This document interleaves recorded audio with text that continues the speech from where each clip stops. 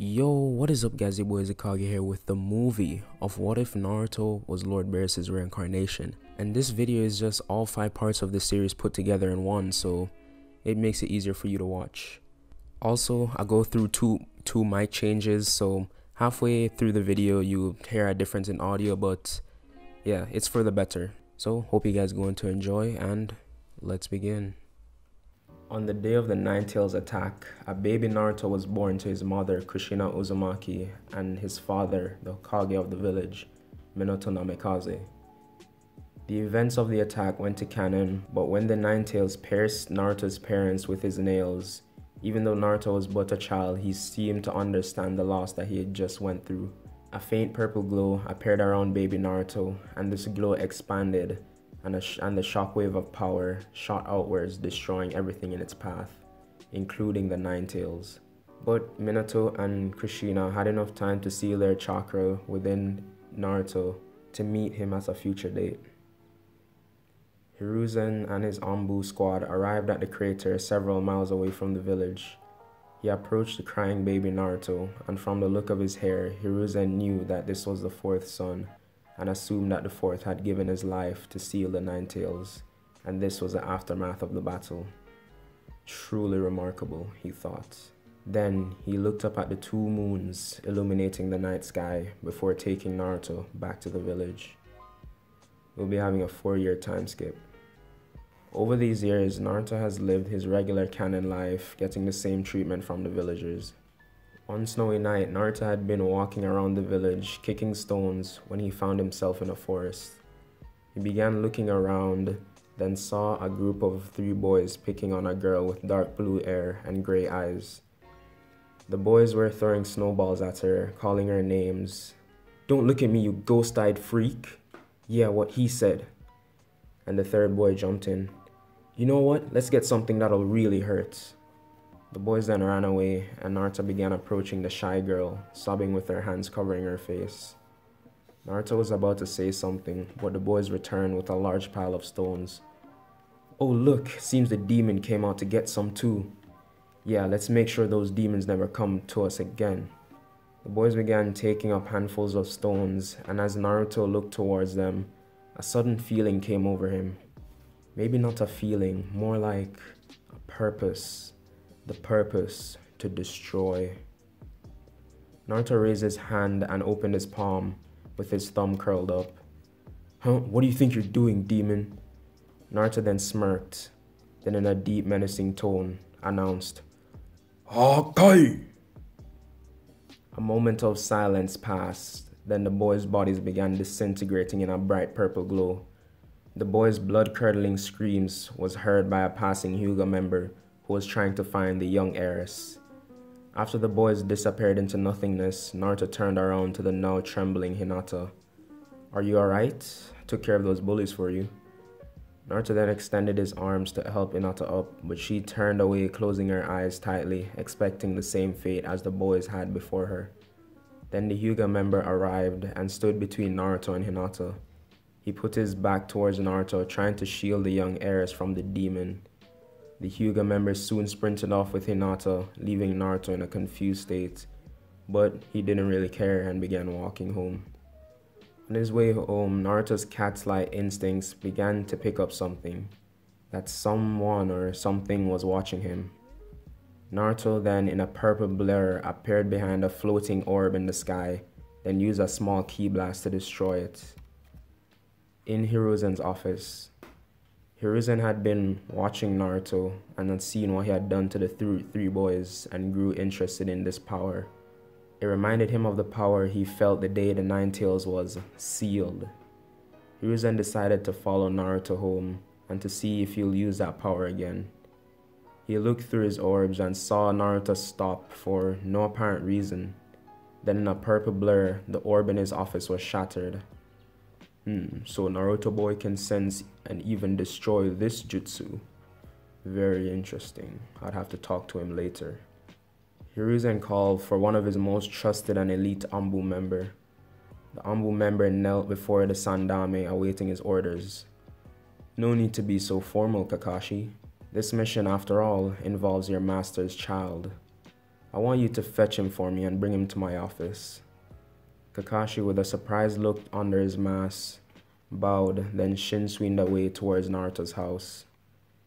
In Naruto's house, he had been displaying more cat-like behavior and two insatiable urges, one to sleep and the other to destroy. Naruto had them under control, but his young body couldn't handle the power used today. As Naruto flopped onto his bed, ready to sleep for a good 1,000 years, he heard a knock at his door. What now? He opened the door to see an Anbu member. Naruto Uzumaki, Lord Third has requested to see you, Kakashi said. I guess I can't get out of this one. Alright, Mr. Anbu man, take me to him. At the Hokage's mansion, Kakashi entered with Naruto in tow. Hey old man, why'd you bring me all the way up here? Naruto then sensed a hand about to hit the back of his head, and he quickly caught the hand of Kakashi. And what do you think you're doing?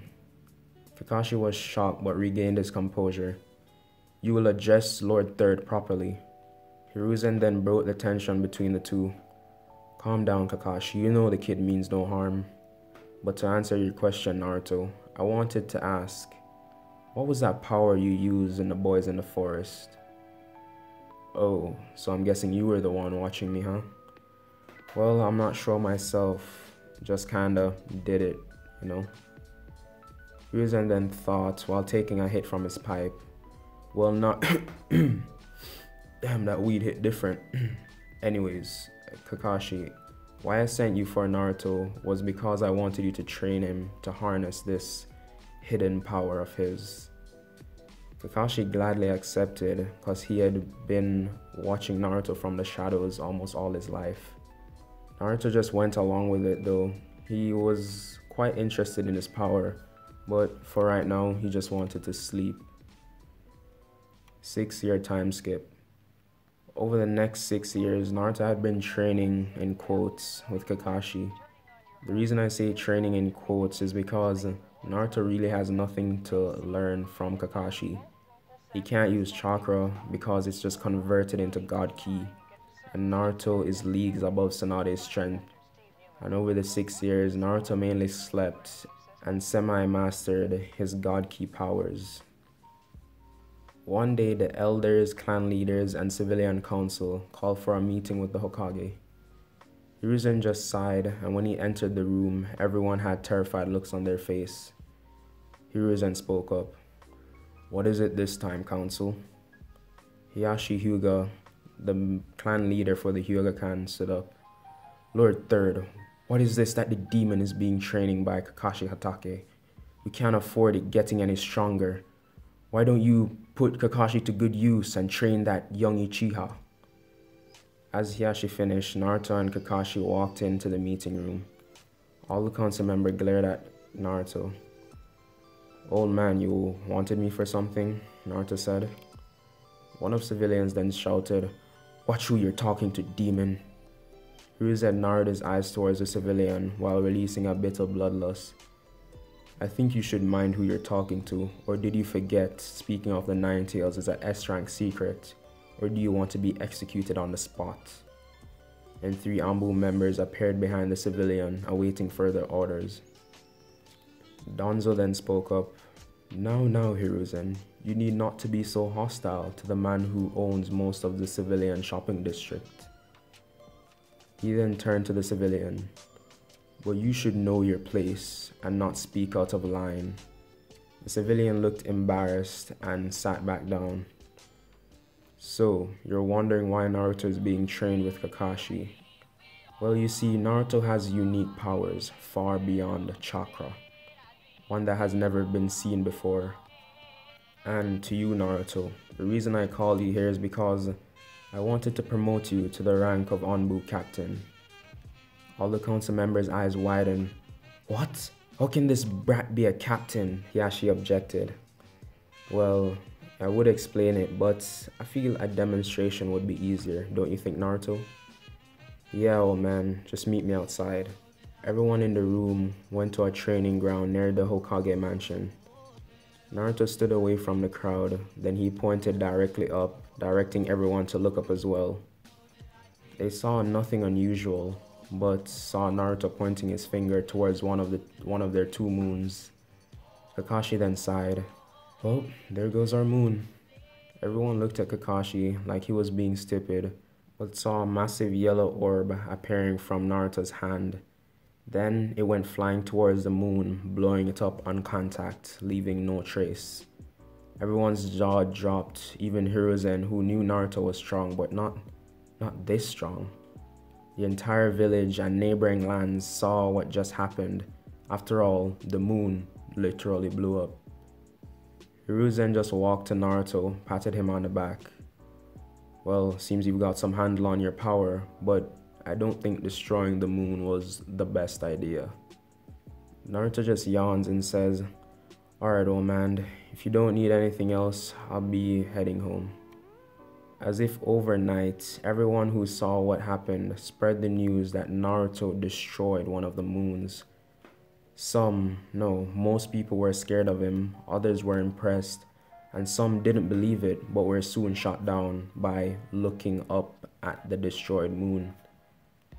Over another 4 years, Naruto has been going on only A and A rank and above missions. Over time, he had gotten to be known as the Great Destroyer, Lord Beerus, and he wears a purple cat Anbu mask. And one of his missions, which was a triple S rank mission to destroy a small village who has been supplying Iwagakure, or the Hidden Stone Village, with stolen resources from Konoha. Naruto left the village with his 4-man team.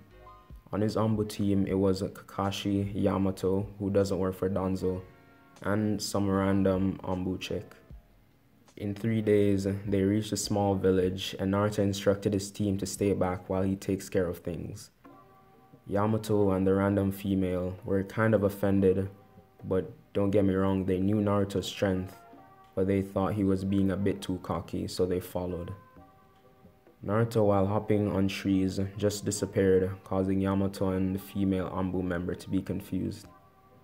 Naruto then appeared in the center of the village, causing everyone to get on guard. Everyone took out their swords, then a member of the crowd got on his knees. Lord Beerus, we didn't know you were coming. One of the bandits said, Get up off your knees, you fool, it's just a kid, and this kid isn't the Great Destroyer. Are you blind? Don't you see the mask? So what? Anyone can have a mask like that. Then the bandit ran towards Naruto with his sword raised in the air. He brought it down on Naruto, but he just stepped to the side, causing the sword to be stuck in the ground. Then he just touched the bandit's head with the tip of his finger, causing him to drop dead on the ground. Okay, I'm bored. I thought you guys would at least be a bit stronger, but I guess not.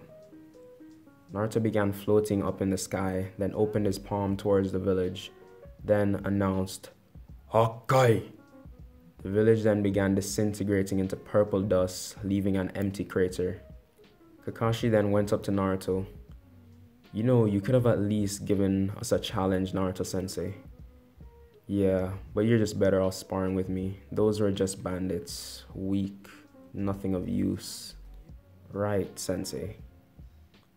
On their way back to the village, Kakashi began speaking to Naruto. So, sensei, I heard you'd be joining one of the Genin teams this year. Yeah, the Hokage wanted me to have friends or something. Says I should have people my own age. I'm only 14 after all, but I could care less. Anyways, I heard that you would be heading my team. Team 7, was it? Yeah, it is, but at least try to hold back some power. Whatever. I heard that Uchiha is quite cocky. I'd have to put him in his place. Kakashi then rubbed the back of his neck, feeling a bit sorry for Sasuke already. Oh well, let's just get back to the village and report her success to the Hokage. So we left off with Naruto and his Anbu team on their way to the Leaf Village. At the Hokage's office, Naruto reported a mission success, which Hiruzen wasn't at all surprised at. Hiruzen brought up the fact that Naruto had no friends his age. Naruto, with a bored expression, says, Old man, I really have no need for friends. Hiruzen glared at Naruto. Oh, so you never want a wife and a family? Naruto began to blush, which made Hiruzen bust out into laughter, because Naruto always acted twice his age, and he finally caught him lacking. Hiruzen began to calm down and explain to Naruto that he'll be a part of one of the Genin squads, Team 7.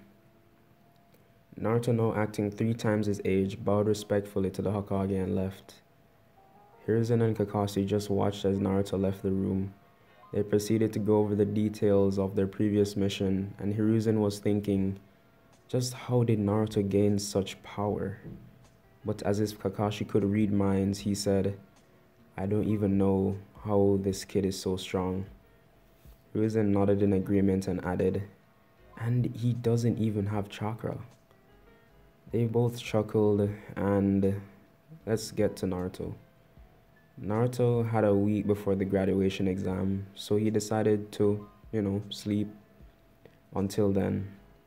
But this time when he went to sleep, he appeared in his mindscape. It was a dimly lit room with a circular object at the center. Naruto then began walking towards it, then heard snoring. He was confused but continued walking. As he approached the center, he realized it was a bed, and on it a sleeping purple cat. Naruto poked at the humanoid cat, and after a minute it finally woke up. The cat, who we know as Beerus, looked around at his surroundings, then to Naruto. Boy, who are you? But before he could finish, Beerus's memories came back to him. He began holding his head from the huge influx of information. Naruto was worried, so he rushed over to hold Beerus before he fell. Hey cat, are you alright? Beerus groaned while regaining his balance. Yeah, I'm fine, kid. So who are you, cat? And where am I? A visible vein had popped out of Beerus's forehead. First off, kid, don't call me cat. I'm the great Lord Beerus, the strongest god of destruction. And from the looks of things, we're in your mindscape, so I'm guessing you're my reincarnation. Naruto just scratched his head in confusion. God of what? Mind what? Reincar what?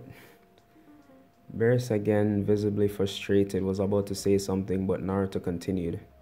Wait, if you're so strong, people call you a god, why are you here?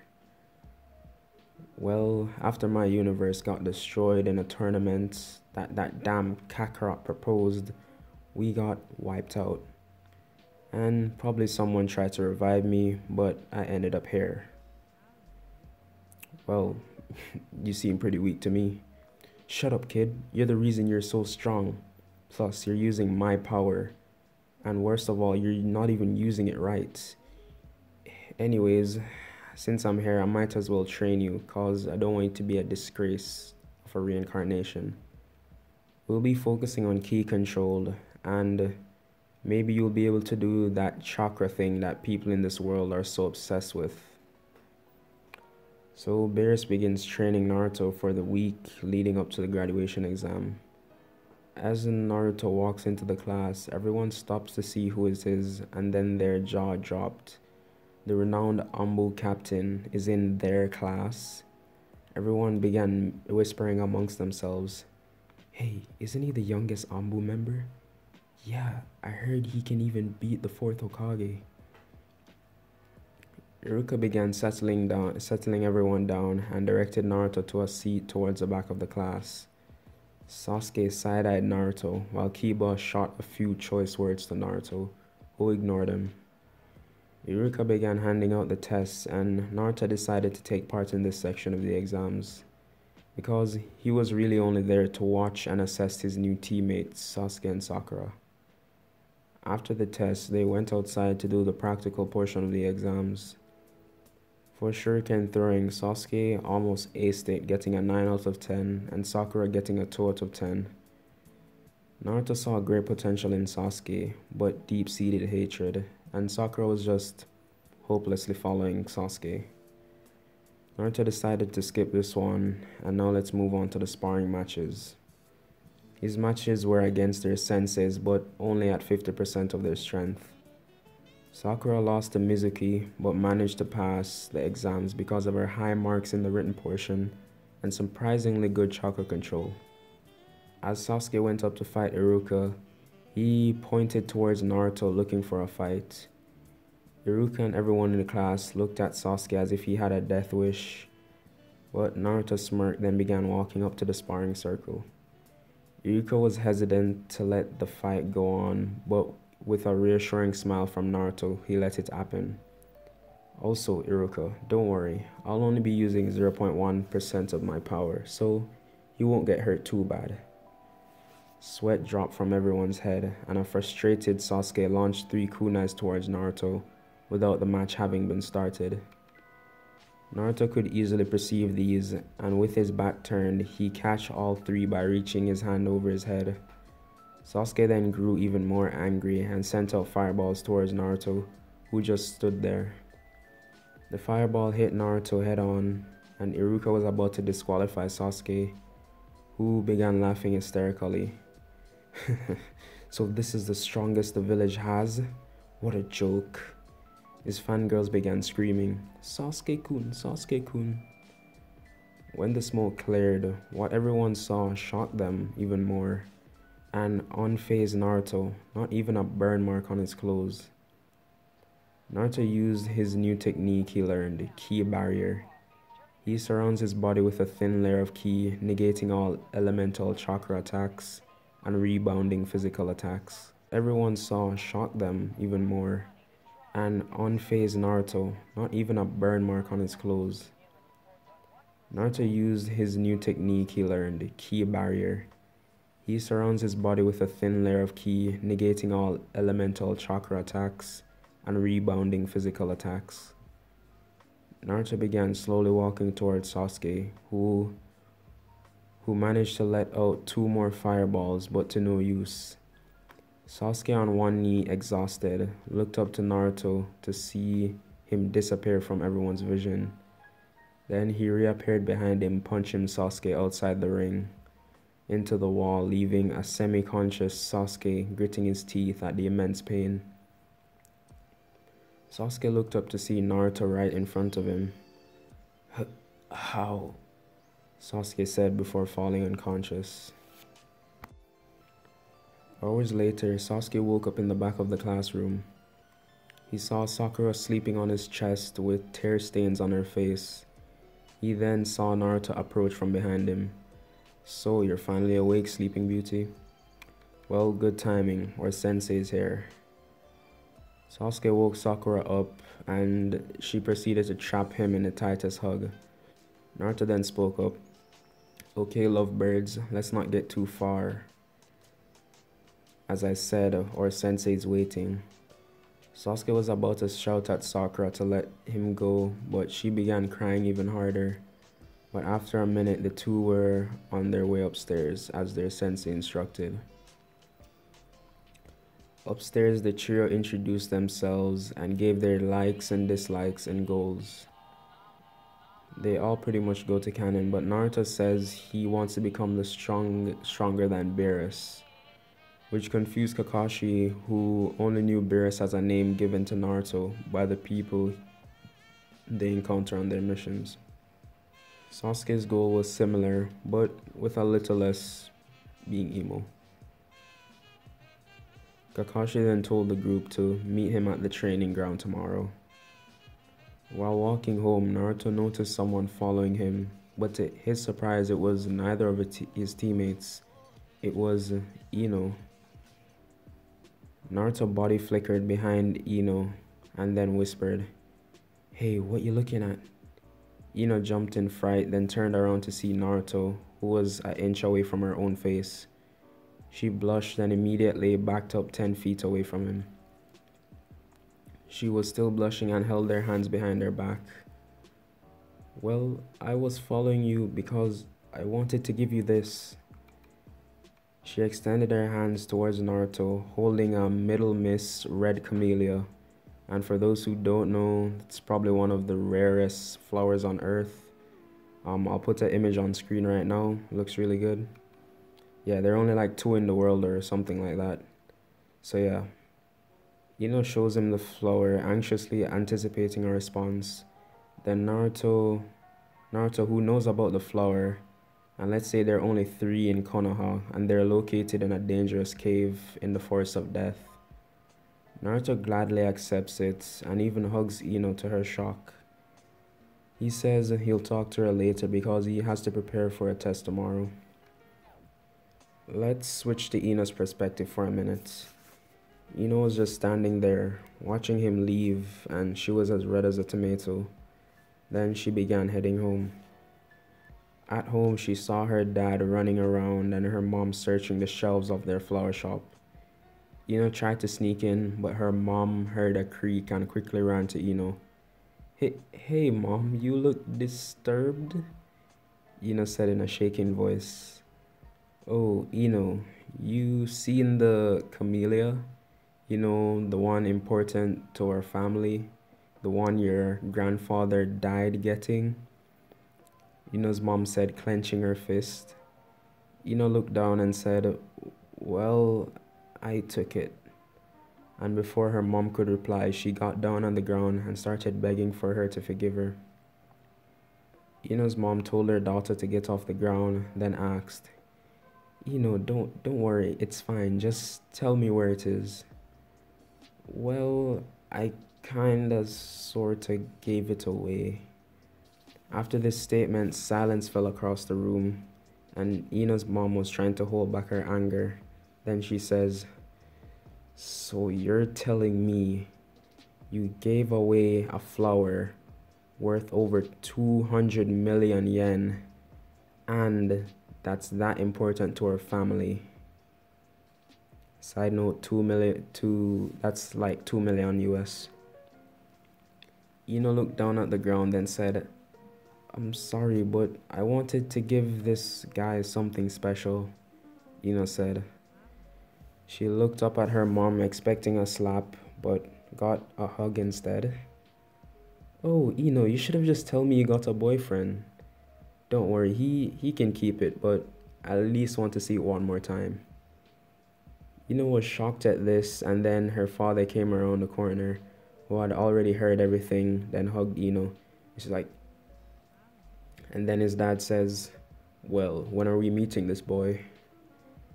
Ino just blushed and pushed her parents away, then ran to her room. And her parents were just laughing at the sight. This was probably us when we were younger. So back to Naruto.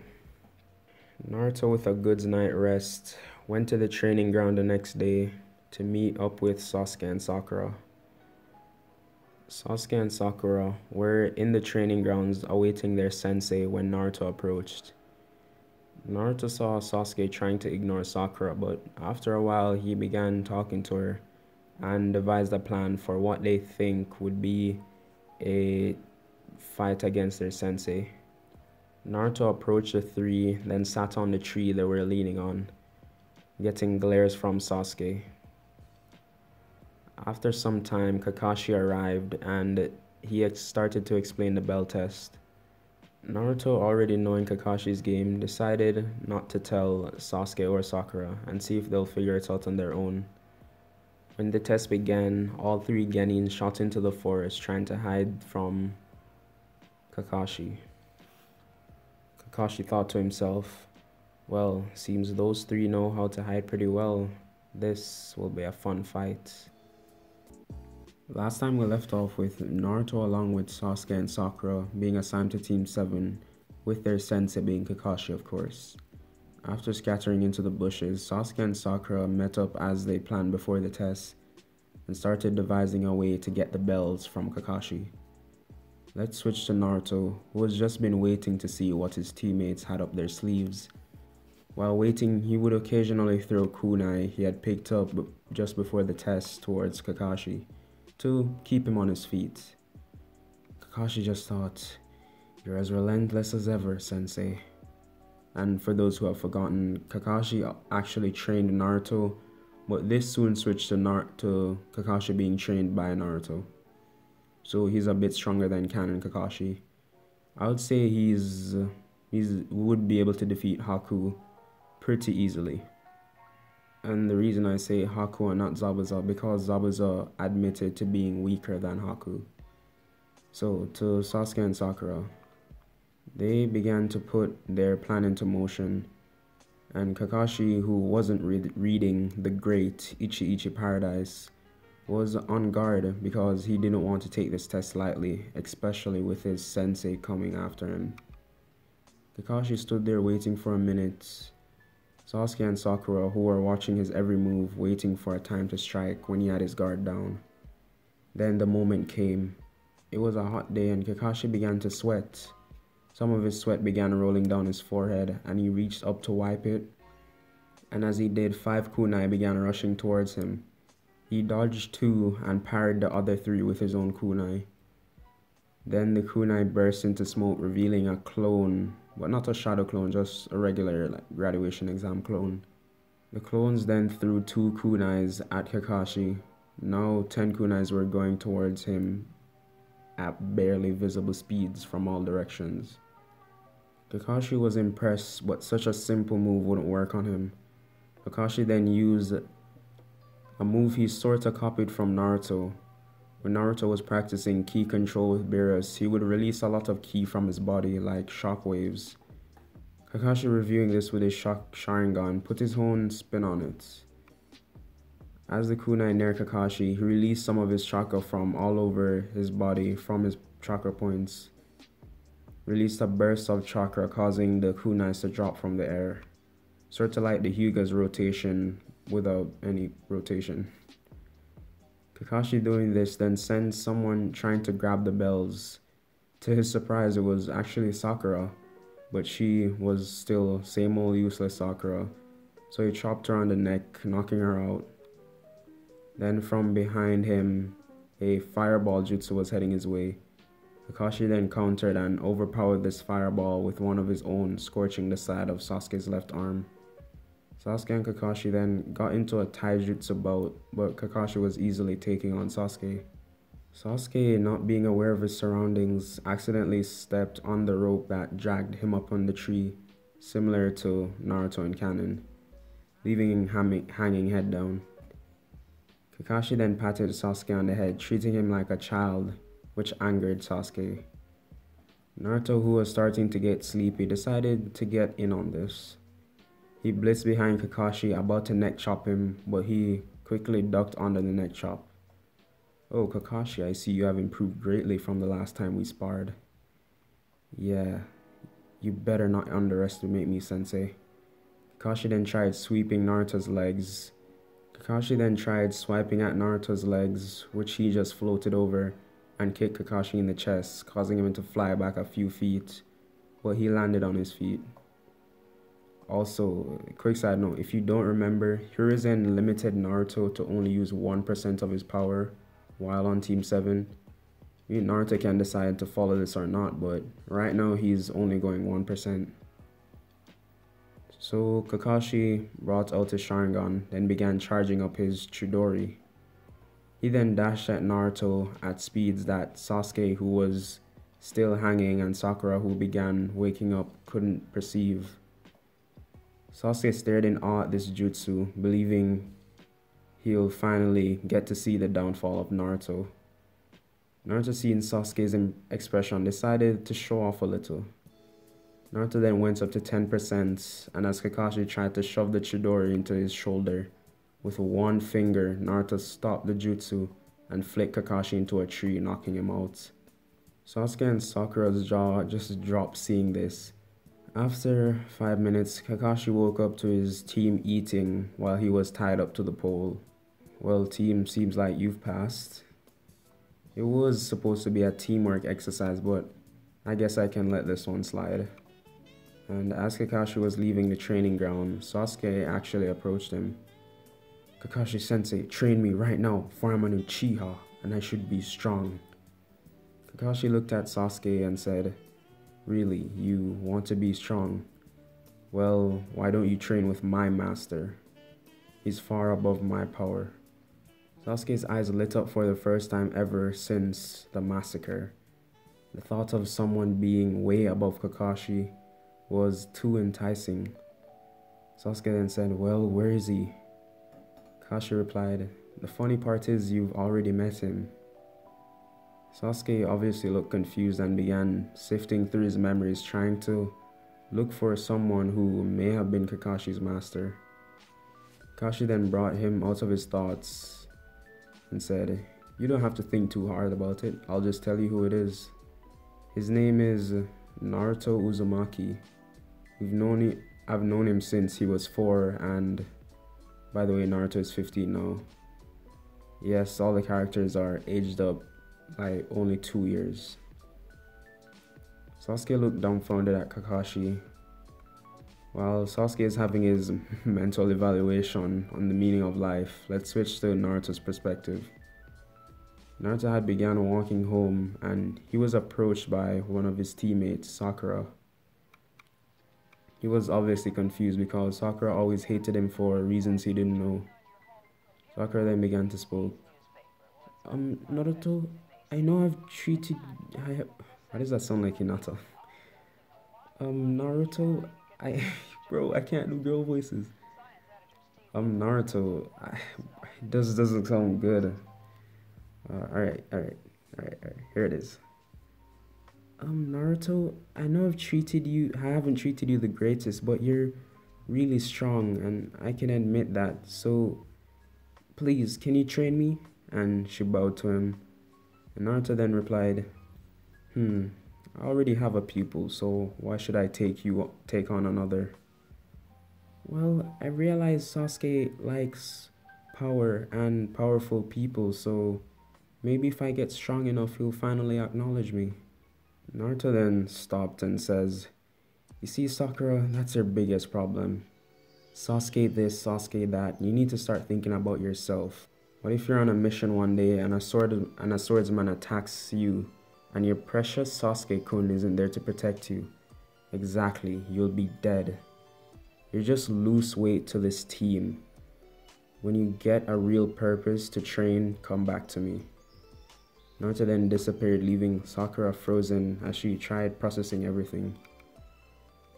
So while Sakura is having her life flipped on its head, so after Naruto left Sakura, he headed home, but as he laid down on his bed, he got a weird sense of deja vu.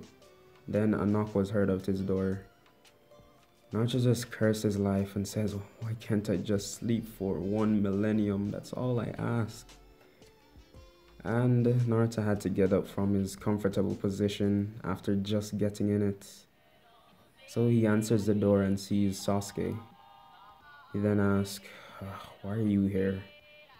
"Well, Naruto, please train me. I have a certain person to kill, and I have to avenge my clan, and to do that I need to be powerful." Naruto then stares at Sasuke then says, "Who, Itachi?" Sasuke's eyes then widened and said, How do you know about my brother?" "Don't worry about that. I see a lot of promise in you, yet a lot of hatred, Sasuke. Stop thinking about avenging your clan for a second, and think about rebuilding it. Are you really going to let your clan turn out to be like mine, so powerful that they get wiped out, especially by one person? I'll train you, but just know it'll be so bad you'd wish Itachi took your life that day." Okay, that might have been a bit too far, but yeah. Naruto just left Sasuke at the door, closing the door in his face. And the next morning, Naruto got another knock at his door. He's like, "I'm starting to get sick and tired of these knocks." He then goes and sees Sasuke and Sakura at his door. They both, get on the ground bowing, like, please train me, yada yada yada. Sakura is like, "I don't want to just do it for Sasuke. I want to become powerful, to develop my clan." Because Sakura's clan, they're not even a clan, it's just a last name, to be honest. Harunos aren't really known for anything, and we don't know any other Haruno than Sakura. I guess you could say they have above average chakra control, but that's really it. So they go to the training ground and Naruto begins training them. He uses a technique he developed with Beerus, using his ki to mold a perfect replica of himself. and those clones began training Sasuke and Sakura. After a while, Kakashi shows up. He was going to give them some D-rank missions, but decides to train with them. While his three clones were training Sasuke, Sakura, and Kakashi, the original Naruto goes to the Yamanaka flower shop. He talks to Ino for a while, then after she finishes, running the shop, she leaves with Naruto, and their parents were just watching from the crack of the door, giggling like 5-year-olds. Then Naruto actually personally trains Ino. He doesn't want to have, a weak girlfriend. And right now, they have feelings for each other, but Naruto doesn't want to admit it because, because of his god complex. So this is going on for around a month, and Sasuke and Sakura have gotten immensely stronger.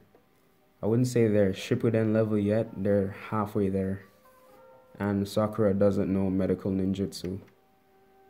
Ino has gotten way stronger. Naruto actually gave her some of his ki, but similar to how Naruto's chakra converts into ki, for Ino, the ki converted into chakra, giving her literally Shippuden level chakra reserves and Tsunade level strength. And she's proficient in her clan jutsus and some other jutsu. So after a month of training, Sasuke, Sakura, and Kakashi wanted to test their newfound skills. They asked Hiruzen, who pretty easily, like without any arguments they were expecting, he gave them a A-rank mission to liberate the land of waves and to escort Tazuna as usual, because the Hidden Leaf wants to expand and grow their land. So what better way to do it than have good relations with your neighboring communities, I guess. Yeah, they just want to make the village bigger, basically. So the next day they meet up at the gates, and since this is the first time Naruto would be leaving Ino for a good while, she actually met him at the gate and gives him a kiss to see him off. Naruto was blushing and Ino just began laughing, because it was just funny to see a person who acted as a god all the time show some humanity. And off they went.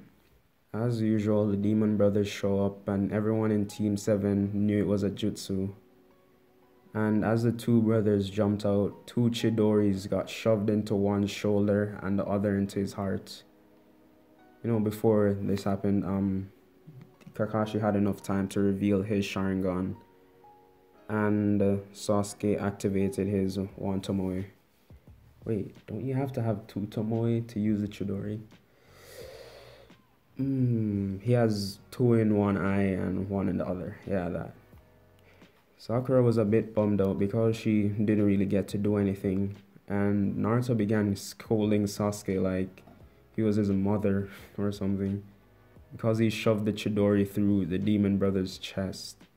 He may have had valuable information, but luckily Kakashi had some sense and left his alive.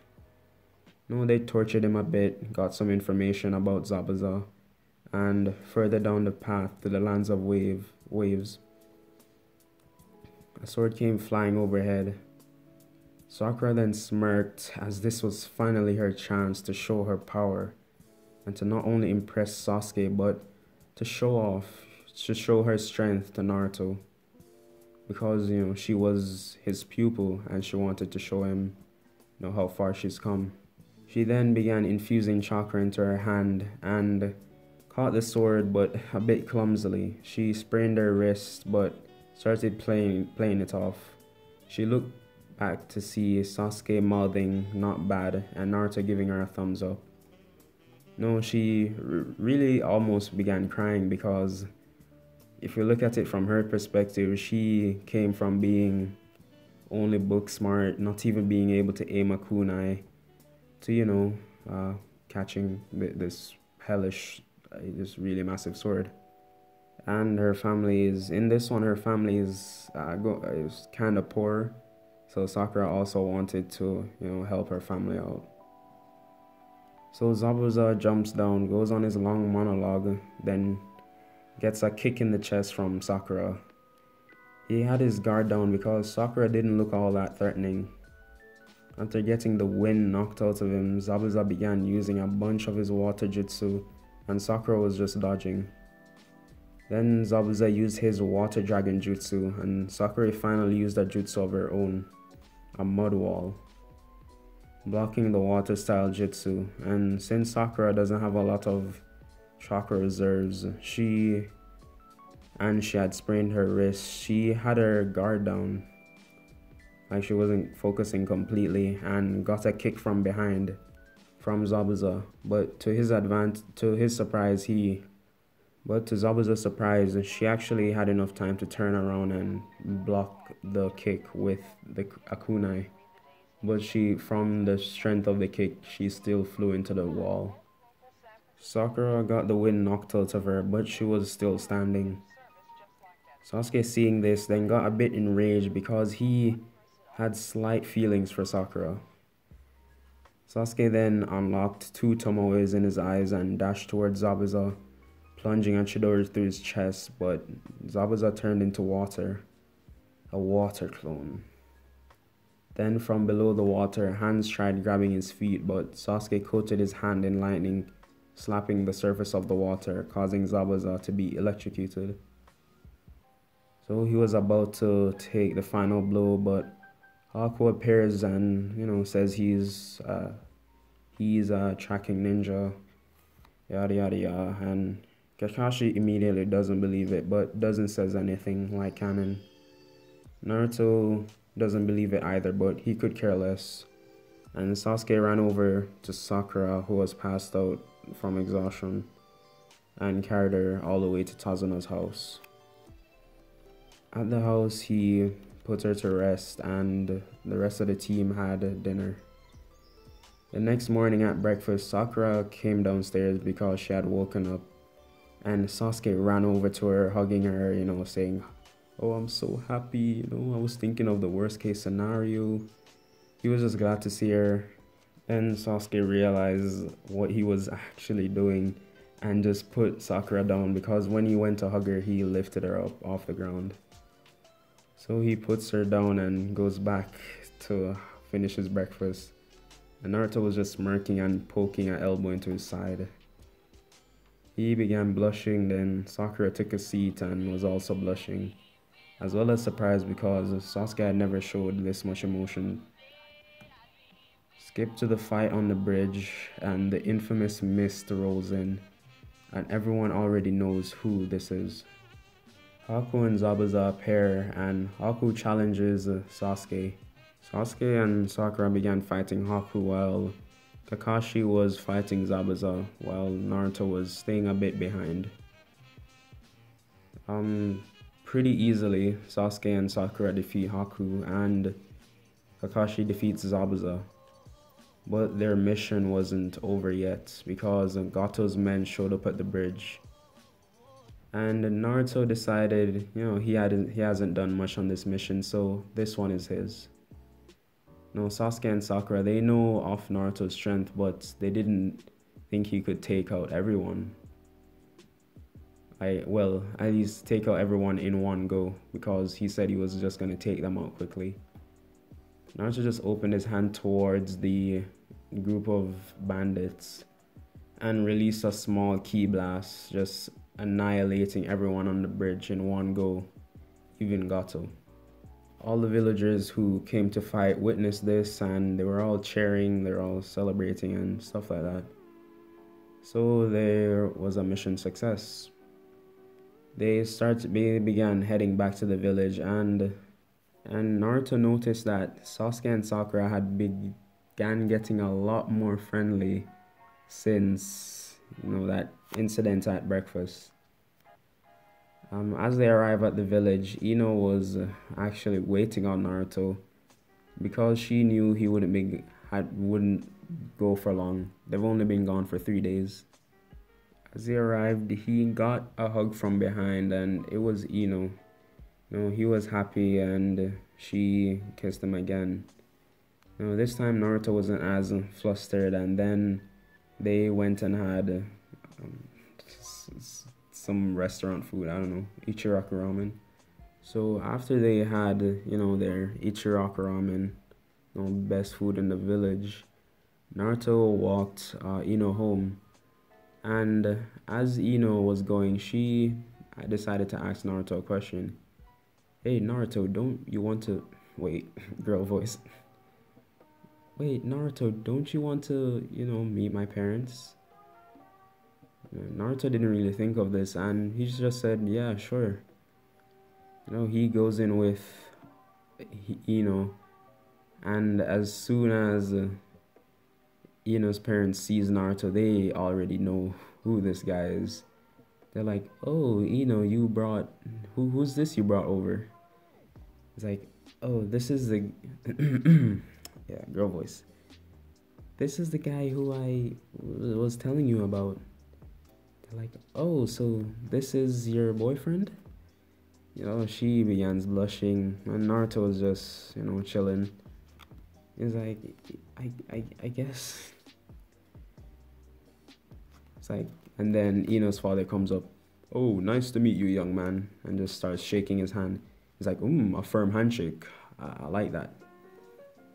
And Ino's, and immediately Ino's father and Naruto hit it off because they're like both chill, So after their millions of questions to Naruto, Ino's dad is just like, you know what, kid, I like you. I don't know where the accent came from, but yeah, he's just like, you know what, kid, I like you. I like you, kid. He's like, I like you too. Wait, not like that. No. But yeah, it's just like, yeah, we give you permission. You can be with our daughter. Naruto's just like, I didn't really need your permission. I would have been with her anyways, but okay. So last time we did the Land of Waves arc, and Naruto met with Ino's parents, and they hit it off almost immediately. So now we're 3 weeks away from the Chunin exams. Team 7 has their usual training sessions with Naruto, and which mainly consisted of sparring, chakra manipulation, but they had to rely on Kakashi to teach them jutsu since Naruto didn't have chakra, but he was similar to chakra, so that's why he was able to teach them. So that's why I was able to teach them chakra manipulation. So during this time, Sasuke unlocked his third Tomoe and has mastered a lot of lightning style jutsu. Mainly it's basically all his lightning style jutsu from Shippuden except for Kirin. Sakura is proficient in chakra control and has mastered a lot of water and earth style jutsu, and she can use this chakra control in a lot of unique ways, but I'll get into that either later or in the next part. Kakashi now has a little chakra drain when he uses his third Tomoe, and he's able to use his Mangekyo, but he doesn't because, going blind, stuff like that. And Ino, who Naruto personally trains, she hasn't really gotten any stronger since they have been going on a lot of dates lately. So yeah, Ino is just the same as last time. She's mastered all her clan's jutsu, and Naruto actually gave her some of his god ki, but she can't use ki, so it's converted into chakra. Just check out the last part if you want to get a deeper explanation for all of that. So enough explanation of powers, enough explanation of abilities, let's get into the what if.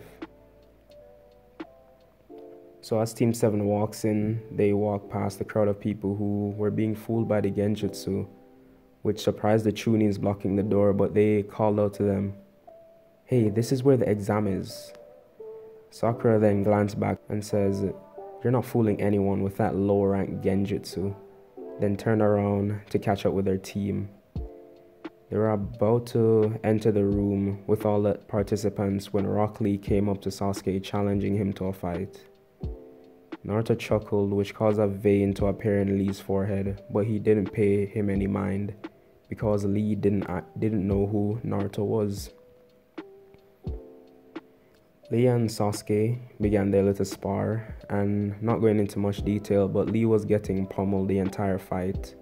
But when he was about to open the first gate, also Lee didn't say anything about only using taijutsu, because that doesn't make sense. Why would you only allow the person to use your specialty? That just makes zero sense. It's kind of like saying, Kakashi versus Guy, but Kakashi can only use taijutsu. It just doesn't make sense. So yeah. And as Lee was about to open the first gate, Guy steps in to stop the fight before it gets too out of hand. And Sasuke just smirks at Lee. Basically, Lee interpreted it as him calling him weak.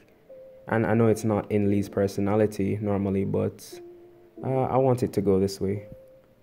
Lee quickly unclips his leg weights as he basically teleports behind Sasuke. He went for a kick to his head, and as he was about to, Naruto appears in front of him, stopping his leg with one finger. Lee fell onto the ground on his back in just amazement, and even Sasuke was amazed, but not by Naruto, by Lee. Because because he uses the Sharingan so much, his natural perceptive abilities are above average. So for Lee to outspeed him with using his base eye, no Sharingan, it was he was pretty impressed. So they enter the room with Kabuto, and Lee walks up to him to ask about the kid in the purple jumpsuit. Kabuto does his twirling card thingy, and this grabs a lot of people's attention because they were interested in Naruto, because they sensed a strange power coming from him. So they all began to anticipate the answer, and Kabuto's eyes widen at what he sees. That's Beerus the Destroyer, he says. And he goes through all of Naruto's missions, and Naruto has done over 500 missions, ranging from triple S rank missions down to only one C rank and no B ranks. Most of them were A rank missions. And they were all mission success, and they were all completed ahead of time. So everyone in the room went silent hearing this. Then Ibiki walks in and explains, the written portion of the test. And everyone does that. Nothing too much to mention here, but Ino uses her telepathy jutsu, that she used in the war arc, to tell Naruto along with her teammates the answers to the test. At the Forest of Death, Anko noticed a kid in the back, not listening. And we know this kid as, Naruto, and she threw a kunai at him. Naruto just caught it in his hand, then crushed the kunai into a fine powder, which just amazed everyone, sent shivers down their spines, cause that was solid metal kunai. So when they were about to enter the forest, Kakashi appears, informing Naruto of a mission that he'll be doing in secret. Jiraiya was informed that some of Orochimaru's most active bases that he has been monitoring for weeks has just gone silent. So he just feels like there is something going on, especially around now when the Chunin exam is happening. So Naruto takes this with good faith and enters the forest. Then his team dashes towards the gate where some hidden sound ninja were. They easily take care of them, Sakura taking out the female of the group and Sasuke easily taking out the other two. Naruto just was pretty impressed at his team, especially with Sakura, because she came so far, being the kunai wielding third wheel of the team. He just praised them. The two accepted his praise. They were like, "Oh my god, Sensei noticed me." Stuff like that. So they started heading towards the center of the Forest of Death because they got the scroll from one of the sound ninja. And on their way, they actually encounter another sound shinobi. It was a female, and she began attacking Team 7. Sasuke, using his fireball,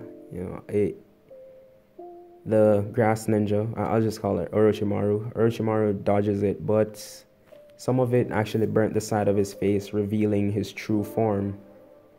Revealing his true form. And Naruto, noticing this, doesn't want to take any chances, so he immediately goes for the death blow with Orochimaru, punching him towards the ground. Holding back a lot, cause he can just obliterate him. So he held back a lot, and Orochimaru was just on the verge of death, but he regurgitated himself, fully healing himself. And Orochimaru was like, this is not it. I'm not gonna win.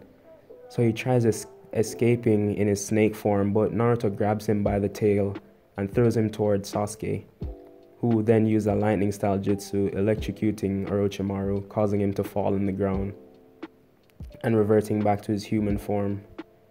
Naruto quickly decapitated Orochimaru and sealed his head and body inside a scroll.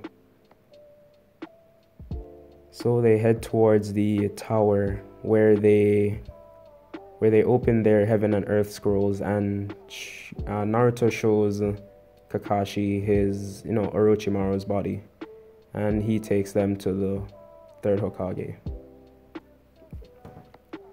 So while that's happening, the rest of the teams come and they have the preliminary exams. The preliminary exams go pretty much the same to canon, with Naruto easily beating Kiba, and Sasuke doing the same for the person he fought. I think it was a Sound Shinobi. But the fight I really want to get into is Sakura versus Ino. So the fight begins with Sakura charging at Ino with a chakra enhanced punch. Ino blocked this but was sent back a few feet. Then she fell onto one knee, then looked up to see Sakura's foot coming down at her head. Ino barely dodges, but within a second, Sakura kicks towards her head again, and Ino, having no time to block, used her hand to block it, and her forearm broke. She winced in pain, and then Naruto and Ino realized that though she's physically and ability-wise stronger than Sakura, that they didn't train her speed, so even so, she's still slower and won't be able to use them. Ino, not wanting to lose, uses something that Naruto has been teaching her in secret. Then she heard a voice from the stands. Don't use it. She looked over to Naruto, pointing at his head, and she guessed that he meant that she should use her head. Ino focused back to the fight, and Sakura went for another kick. Then Ino used her substitution jutsu to buy some time. She then used a shadow clone jutsu, creating one shadow clone, and this clone used the mind transfer jutsu on Sakura after 2 failed attempts because she was dodging. Naruto smiled from the stands, and Ino quickly charged up a full-powered punch, sending Sakura into the wall, and her shadow clone poofing into smoke. After this, the proctor declared Ino the winner, and she went up to the viewing area, and Naruto hugged her and raised her in the hair and started spinning her around. Ino was caught off guard because normally she was the one who started off things, but a change in pace, she was glad. So their 1 month training before the final stages of the Chunin exams. These go the same. Naruto actually didn't train Team 7 while on the break because he wanted to relax with Ino. Speaking of relaxing, on their way to the hot springs, Naruto saw this old guy with white hair outside peeking. Naruto just sighed and neck chopped the guy in the back of the head, leaving him laying in the grass outside the hot springs. An hour later, he comes out to see the guy still there, and he decides to take him to the hospital. But as he's picking him up, he realizes that this is the Toad Sage Jiraiya, and he takes him to the Hokage's office. After a few hours, Jiraiya finally wakes up to find himself next to Hiruzen. Hiruzen gives him the basic rundown of Naruto's abilities, telling him how strong he is. And Jiraiya was just shocked that his grandson was this strong. His father would be proud, basically. And Jiraiya, wanting to test Naruto, Jiraiya wanting to test Naruto decides to have a quick sparring match outside. The two go outside and the match basically ended as soon as it began. Hiruzen said begin and Naruto teleported behind Jiraiya, neck chopping him. But it wasn't enough, but Jiraiya fell to his knees. Then Naruto teleported back in front of him, realizing that wasn't enough, then kicked him right in the head, sending him on his back. Jiraiya stared in the sky, then saw Naruto stand over him. Had enough yet, Jiraiya? Or should I say grandfather? No, Godfather. Or should I say Godfather?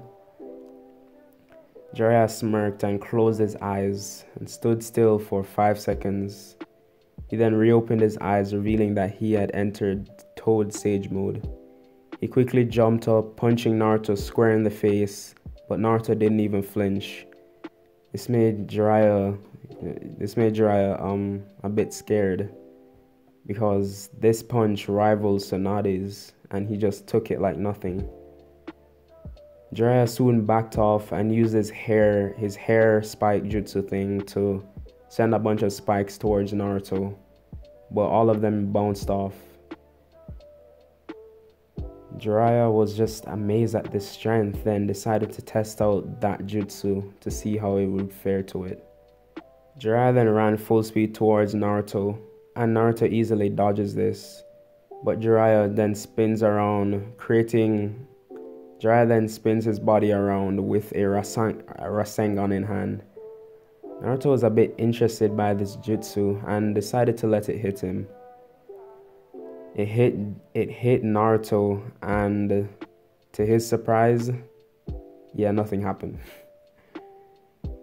Jiraiya was just completely dumbfounded and was about to quit when he got a kick to the face, sending him into a wall, knocking him out. He then woke up in the hospital and looked to his left to see Hiruzen just face palming like, I told you, but you didn't listen. You deserve that one. Jiraiya then looked to his right to see Naruto reading Ichi Ichi Paradise.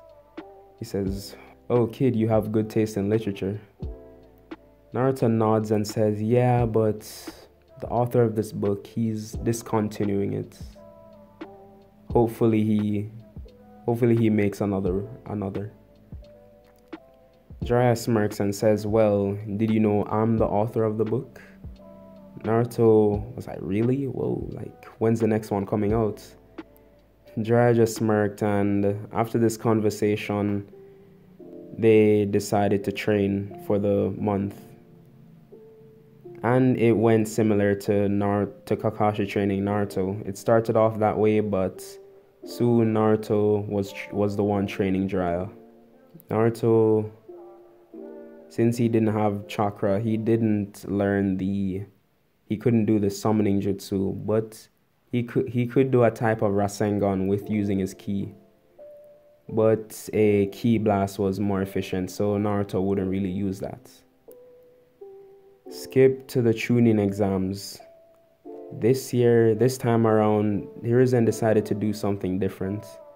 Since Naruto was basically going to win it no matter what, he decided to make a spectacle out of Naruto's strength. He pit all the teams and their Jonin senseis against Naruto. And Naruto wouldn't really have a problem with any of them, except I would say Team Guy, if Guy goes full strength, not full strength, if Guy takes it seriously, and Kakashi as well. So I'll be going into full details into those fights in the next part. Okay, so starting this off, I want to retcon something from the last part. I feel like sticking with the same format for the third part of the Chunin exams would make for a way more entertaining what if to listen to. And we all know Naruto would just piece up every team and their sensei, and I just feel like it would just be more entertaining. So the first matchups would be Neji Hyuga versus Ino Yamanaka. This fight would be one-sided in Neji's favor the entire match, as he would just spam rotation, negating all the jutsu that Ino learned. After a minute, Neji rushes towards Ino, then activating his 8 trigram 64 palms, hitting all her chakra points, causing her to fall limp onto the ground. Tenten in the stands begin laughing. How can someone as strong as you have such a weak girlfriend? She's talking to Neji. Naruto just smiles and says, no, Neji just lost. She looks back to the matches where the proctor was about to call the match, and Ino begins to stand up, ki flowing throughout her body, all her physical abilities increasing exponentially. She rushes to Neji so fast he couldn't perceive her. He got kicked into the air, and as if she just teleported, she was behind him, kicking him back to the ground, leaving him there a bloody mess. The next matches go to canon, except it's Sasuke versus Temari and Gaara versus Shikamaru, and they both win their matches. Let's say Sasuke just shoves a Chidori through Temari's shoulder, which would piss off her siblings, and Gaara, yeah, Shikamaru has 2 million IQ, but I mean, it's Gaara, come on. So they have a 1 hour break before the semi-final matches, and during these matches, Naruto has his own match, but since he's already an Anbu captain, he isn't competing to be a Chunin. So this is a fight against the 3rd Hokage, Hiruzen, and along with his personally trained Anbu members. So for once, Naruto actually looks like he's going to take a fight seriously. As the match begins, he powers up to 75%, blitzing the Hokage's Anbu, knocking them out. And to the crowd, it just looked like Naruto disappeared and all the Anbu members fell to the ground. A sweat dripped down Hiruzen's forehead before performing a number of jutsu, but they were all useless. Naruto had his ki barrier around him, protecting him, and he didn't want to hurt the old man after all, so he wanted to end this quickly because Hiruzen did take him in at a young age. Naruto lowered his power output to 30%. It was 70% when he knocked out those Anbu members. So he lowered it and then used a simple ki blast to knock the Hokage out. The crowd was fearful at first as their great Hokage was taken down so easily by this child. Then they realized, wait, this child is a part of the village. Yo, let's go. And you just start hearing a bunch of uproar from the crowd. The semi-final rounds go with Sasuke versus Shino Aburame. He actually puts up a good fight with his bugs, but it doesn't last long. Sasuke easily takes care of Shino. The next fight is Gaara versus Ino. The fight starts with Gaara sending a barrage of sand pillars towards Ino, trying to kill her. Still being fueled by the God Ki given to her by Naruto, she just flies over the sand attacks and tries punching Gaara, but it was blocked by the sand. She then starts taking it more seriously, and the match ends up like Gaara versus Rock Lee, but more speed and strength, causing her to knock Gaara out. No, not knock Gaara out, but he then transformed into his half Shikaku state. She then uses a ki blast and knocks him out. Then Shikaku emerges.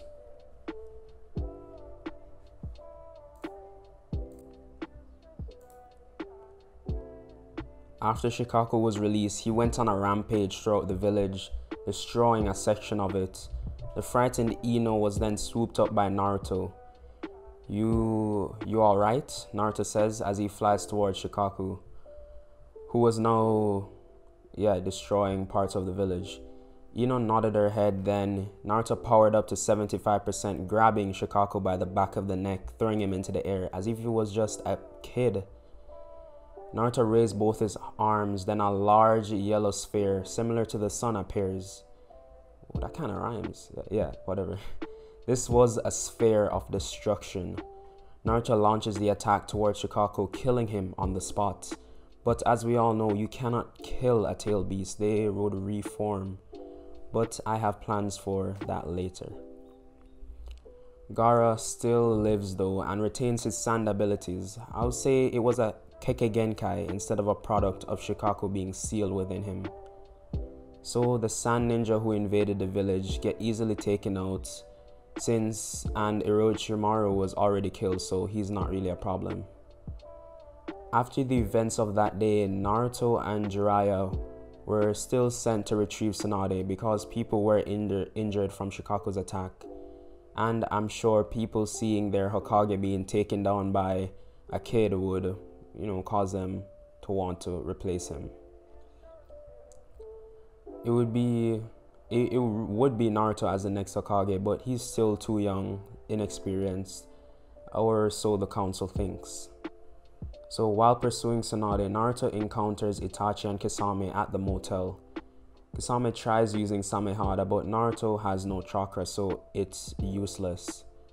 And with his ki barrier, Samehada's spikes that won't rip apart his skin. So Naruto easily dispatches of Kisame with a Hakai, but lets Itachi escape because he knows that after training Sasuke, he knows that Sasuke wants to kill him, so he'll let him do it for himself. After they find Tsunade drinking at a bar, they try convincing her, but she refuses. Then the same deal happening in canon with Naruto challenging Tsunade. Outside, she tries going for 100% punch because Naruto was just talking trash in the bar, so she was really angry. Plus, she was drunk, which made it worse. Shizune tried stopping her, but Naruto did it for her, simply using one finger. The shocked Tsunade then got knocked out with a flick from Naruto's finger. The next day, she wakes up in the air, flying through the air, on Naruto's shoulder. Naruto was carrying her back to the village by flight so as to not waste any time, and Jiraiya and Shizune reverse summoned themselves back to the village. There, Tsunade tends to the sick and injured and takes the place as the 5th Hokage. Now for the 3-year time skip. Year 1. The damaged areas of the villages are rebuilt and the Land of Fire expands its land into neighboring countries with the help of Naruto. And you may be asking, why would Naruto be taking people's land? Well, to create peace, unify nations so we're not fighting against each other and actually coming together as a collective to make a better future, basically. By the way, if you didn't realize, I like talking about how the politics of nations and national relations would be like in a what if, so it's just interesting, so I do it as a side plot. Also on screen you should see the Land of Fire and all the land that it owns. It's marked in red. Hopefully I don't forget this time, because last time I forgot to put a picture of Naruto. That's still annoying to this day, but yeah. So there's the image. Year 2 of the time skip. Year 2 of the time skip. Naruto has decided to spend this time investigating the Akatsuki and their moves on the Jinchuriki. And also, Ino and Naruto have gotten really close. Year 3, the Nine Tails and Shikaku has finally reappeared. If you don't remember, in part 1, I actually killed the Nine Tails so he would reform along with Shikaku. So they appear near a village close to the Hidden Rain village. Naruto and Jiraiya got word of this, but as they arrive, they see the two-tailed beast being warped away into a spiral. And they also see a half-black, half-white man we know as Black and White Zetsu disappearing into the ground.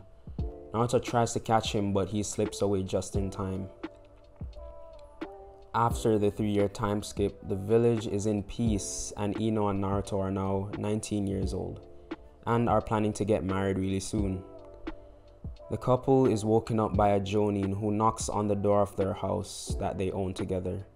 The Jonin has a message from the Hokage. The Hidden Cloud village is being attacked, and the two-tailed beast and the two Jinchuriki and and the two-tailed Jinchuriki is missing. Naruto quickly gets ready to go out, and Ino wants to go too, but Naruto doesn't want her to because he knows the danger of this mission. So he knocks her out, leaving her on the bed to rest. Flying at top speed to the hidden cloud village, he reaches there in mere minutes. On arrival, he sees a destroyed village, many casualties, injuries, and people trying to get stuff together. It was just in shambles. He flies straight to the Raikage's office, and it was torn apart as if a hurricane went through. Under the broken desk, there lie a Raikage, dead. Flashback to 30 minutes earlier, the Akatsuki appeared in the village out of seemingly nowhere. The animal path of pain used its summoning to destroy multiple houses, and the human path appeared behind Raikage, trying to take his soul, but the Raikage was too sharp and grabbed the path of pain by the head, electrocuting it, leaving it there dead. But while the Raikage was distracted, the Preta path grabbed the Raikage, absorbing his chakra, leaving him in a weakened state. Then the Ashura path creates a chainsaw limb, cutting the Raikage across his chest, leaving him there to bleed out.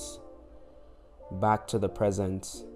Naruto heads back to the leaf. Luckily, the Akatsuki hasn't attacked the village, since the leaf has no Jinchuriki, so I don't see why they would. So, when Naruto goes home, as he opens the door, he's met with a slap across the face, then a hug from Ino. She begins crying, saying she was worried sick. Naruto comforts the crying blonde. And now let's fast forward a week. The Akatsuki now has all 9 tailed beasts within the Geto statue. Geto statue. And the Cloud Village citizens who survived are immigrating to the Leaf Village, while the Leaf aids in rebuilding the village, basically making it now a part of the Leaf Village in the process of doing that. And the new map should be up on screen. You should see the Lightning Village crossed out in red, basically meaning that it's a part of the Leaf Village, and so are more countries, basically. So yeah. Now the Akatsuki, with the Geto statue filled with all 9 tailed beasts, releases the 10 tails. Stronger, even stronger than in canon, it rampages, destroying many small towns close to Konoha. Then Konoha and the Lightning Shinobi appear. Since the Akatsuki accelerated their plans, there was no allied shinobi force, so they have to make do. And Naruto isn't on the battlefield. We see Naruto, he's just been informed of the beast, and as he was going to tell Ino, he enters his house, everything thrown around, destroyed, vases smashed. Then he sees a masked man with a kunai to Ino's throat. The masked man then says, "So Beerus the Destroyer, seems you've lost." Then Ino actually chimes in, "No, you've lost," then kicks him in the balls. With his loosened grip, Ino escapes. Then an enraged Naruto blitzes the masked man at blinding speeds unperceivable to any dojutsu, punches a hole through his stomach, then Hakaiing him into dust. Naruto hugs Ino, then goes to the battlefield, where we see many piles of bodies of Leaf and Cloud Shinobi. Naruto then focuses to Madara. He has now attained the 10 Tails chakra and become its Jinchuriki. And Naruto sees Might Guy and Madara fighting. He's just been kicked by Guy with the 8th gate open, but it was of no use. Guy's just left on the ground like a piece of burnt toast, while Madara laughs, sending a truth-seeking orb to finish him off. Naruto kicks it away, then heals Guy by infusing him with some ki. Naruto and Madara begin fighting. Naruto was losing because he greatly underestimated his power. Naruto then stops, slowly flying up, cackling under his breath. "It seems all my time living amongst these mortals have made me weak. I'm a god, goddammit! I shouldn't be losing to you!